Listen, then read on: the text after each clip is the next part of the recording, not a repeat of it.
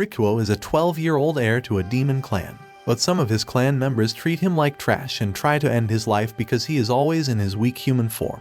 Until a night arrived when he reveals the demon king inside him, using it to rule his people and slay thousands of demons against him. Our story begins as we meet our protagonist, Rikuo Nora, an 8-year-old boy who's having fun with his family. He's happily running around ahead of everyone. He looks back calling out for his father, just to see him being stabbed from behind by his father's first wife. The girl starts to cry tears of blood, but he just looks back at her and smiles. She hands over the sword to an old man and attacks Rikuo.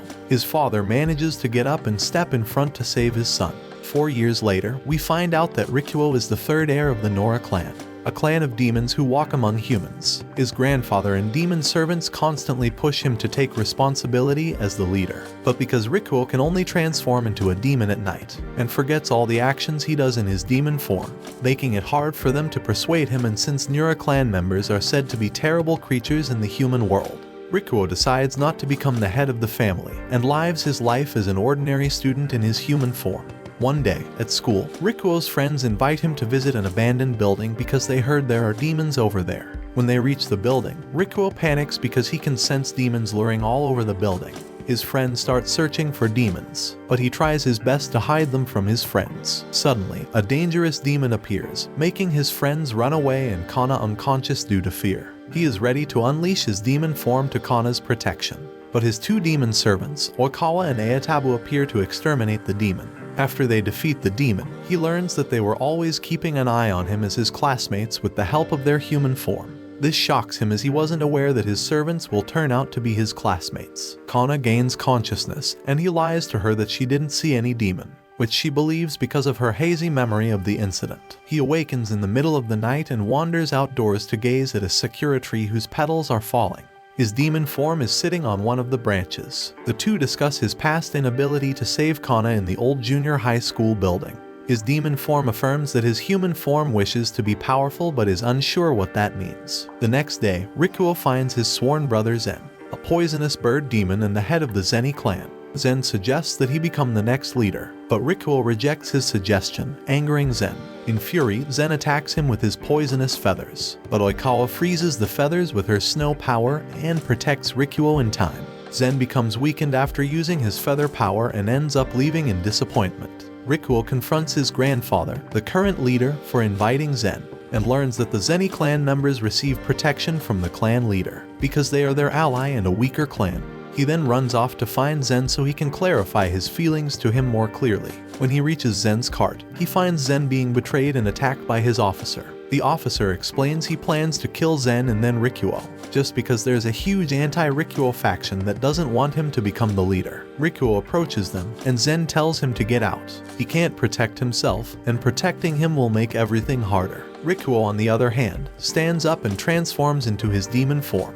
He draws his sword and easily kills the officer with a single slash. He declares to his clan members that he'll become the next leader, and promises to protect many demons. But yeah, the next day comes out, he is back to his human form and doesn't remember about last night. But there's a bigger problem. His friends are getting even more interested in demons, and they decide to create a demon investigation group. And their first investigation is Rikuo's house, as there are rumors about being haunted. They all go to his house, including a new transfer student, Yura, who's like a demon library. She not only knows about the types of demons, as she also knows methods to detect their presence. Upon arrival, the group is amazed by his big house. Rikuo convinces Kana and others to sit in one room for the meeting, and goes to the kitchen, and he's like attention to all demons. This is code red, guys. We have human guests, so you guys must get out, hide, do whatever you can so that humans don't notice you. The problem is solved, until he goes back and doesn't find his friends in the room. This is not code red. This is code, wait, is there a color worse than red?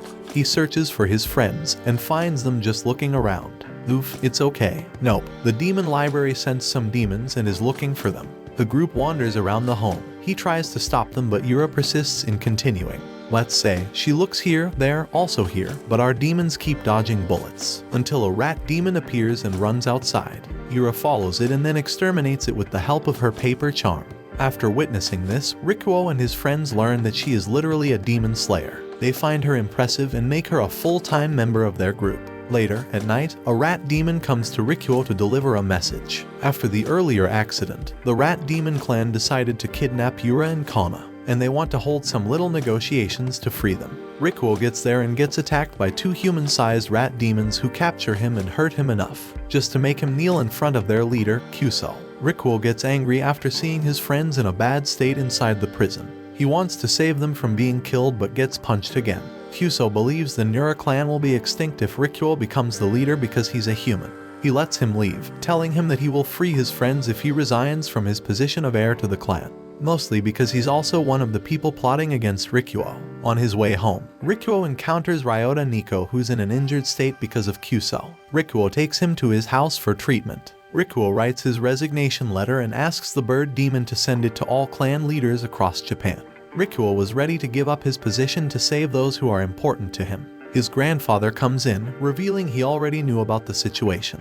But he won't do anything. This isn't his problem. This is something Rikuo must do on his own. But Rikuo lowers his head, telling him he cannot do anything. To himself, he's just a normal human in a demon clan. He doesn't know about his demon side. Ryota, despite being injured, gets up ready to fight against Kyuso. Rikuo tries to stop him, but Ryota doesn't give up. Seeing Ryota's will to find makes Ryuko feel hot inside. He doesn't know what's going on but hears a voice. The voice tells him to fight, but he still struggles to believe in himself. He's just a human. The voice tells him that he doesn't know his true power. The voice tells him he will carry Ryuko's wish and desires, and he transforms into his demon form. He then leads a parade of demons and breaks into Kuso's mansion. Kyuso doesn't understand, it's not possible. Only the Nura's leader can summon a demon parade. That's when Rikuo reveals he's also a demon and tears the resignation letter. Both groups engage in a fight, with Kyuso transforming into a humanoid rat. He tries to attack Rikuo, who decides to finish it fast with his power, creating blue flames to burn Kyuso alive. He then frees his friends from the cage and leaves with his demon parade after saving them. The next day, Rikuo's friends go to his house because he missed classes. He fell ill after transforming back into a human because he can't still handle his demon form for a prolonged time. They get shocked after seeing Oikawa taking care of him. They don't know she's also a demon. To them, she's just a normal student. Everyone starts to doubt their relationship. Kana becomes jealous, forcing Rikuo to clarify that Oikawa came only a minute ago, which they all believe. During the weekend, Rikuo and his group visit Umrakuan Mountain for their demon training camp, and finds Umwakamaru's shrine there. They learn through a guide that this shrine belongs to a legendary demon called Umwakamaru, who used to hurt travelers on this mountain according to legends. Umwakamaru was once a human whose father died when he was just a child, and later his mother got eaten in front of him by a demon called Juki. After suffering from this traumatic incident, Umwakamaru killed the demon and took its position as Juki. Ever since that day, he threw his humanity away and went on a rampage. Kill people on this mountain. The guide informs them of the former name of the mountain, and Rikuo deduces that Umwakamaru is a Nura clan member named Juki, to whom this territory belongs. Rikuo's group gets scared, but the guide offers them to stay in a luxurious hotel, making them all forget their fear. That night, two of his male friends decide to search for demons outside. Rikuo and Oikawa accompany them, and they inspect various areas but find nothing. Rikuo gets alert of danger when his two friends go to the wrong path and get separated from him. He looks for them and finds them in an unconscious state. Juki's subordinate, Gazumaru, has put them in an illusionary spell. Rikuo quickly realizes that he has fallen into the enemy's trap of splitting him from Oikawa, so he goes back and finds her in a brutally injured state. Witnessing Oikawa about to get stabbed by Gazumaru, Rikuo quickly rushes forward in front of her and clashes the enemy's sword with his own. As a result, Gazumaru's sword flies off his hand and it gives Rikuo time to carry Oikawa to a safe place. Rikuo then goes back to fight with Gazumaru. They both fiercely attack each other and engage in a sword duel. After clashing with each other on equal ground, Gazumaru corners Rikuo and gains an upper hand to strike at him, but Rikuo dodges his attack, resulting in the tree behind him getting cut in half. When they clash again, Rikuo uses his full strength to push him back, and as a result, he falls to the ground. Gazumaru then chants a spell that transforms him into his demonic form. He jumps on Rikuo to attack him with his demon claws, but Oikawa pushes him away to protect Rikuo. After throwing Oikawa away, Gazumaru mocks both for being mere humans. Rikuo gets angry after hearing such insulting remarks, so he transforms into his demon form. He then slashes at Gazumaru's back with his sword and cuts his claws into pieces, causing him to lose consciousness. On his way back to the inn, Rikuo finds Kana looking around for him.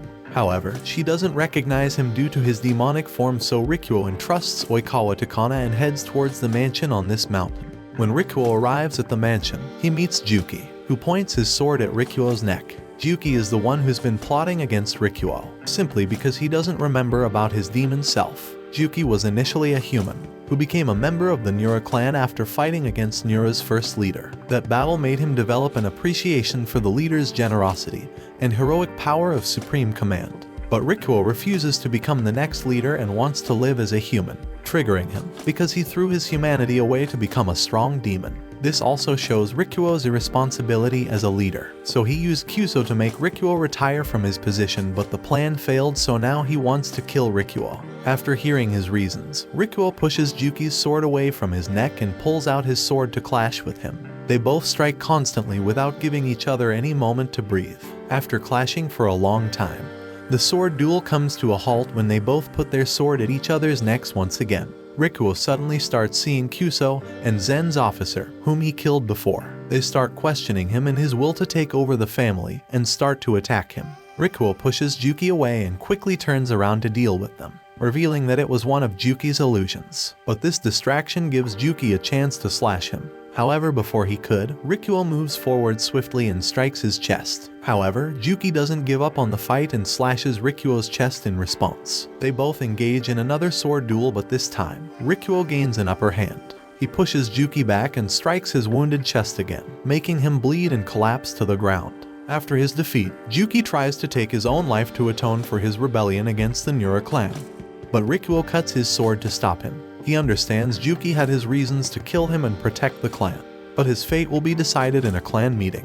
The next day, Rikuo comes back home and decides to finally accept his demonic self. He decides to become the leader of the clan and stop ignoring his responsibilities. He holds a general meeting consisting of all clan leaders where he declares himself as the new leader of the clan. There he must decide Juki's future, who would naturally be punished by death. Instead, Rikuo put the blame on himself. He states Juki was only trying to protect his family, the Nura clan. But Rikuo always refused to become the leader, forcing Juki to take extreme measures. But from now on, Rikuo finally accepts his role, to be the clan leader and make it reach new heights. Watch this next video. See you on the next one.